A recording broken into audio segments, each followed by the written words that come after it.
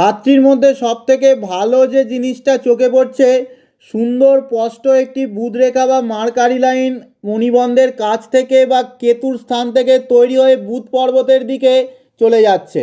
কেতু থেকে যখনই কোনো ঊর্ধ্বমুখী রেখা ওঠে তার শক্তি অনেক বেশি থাকে, কারণ তার সাথে আমাদের পাস্ট লাইফ কর্মা বা পূর্ব পুণ্যের যোগ থাকে। অবচেতন মনে পূর্বজন্মের কর্মের স্মৃতি থেকে যায়, অনেক কম পরিশ্রমে সেই প্রতিভা প্রকাশিত হয়ে যায়।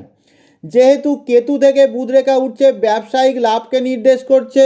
আর এই বুধরেখা, শিরোরেখা আর আয়ুরেখা মিলে হাতের মাঝখানে বৃহৎ ত্রিভুজ বা বিগ ট্রায়াঙ্গেল তৈরি করছে, সফল ধনী ব্যবসায়ীর চিহ্ন। তবে শিরোরেখাতে দোষ রয়েছে। এই শনির পর্বতের নিচে স্পষ্ট একটি জব চিহ্ন রয়েছে।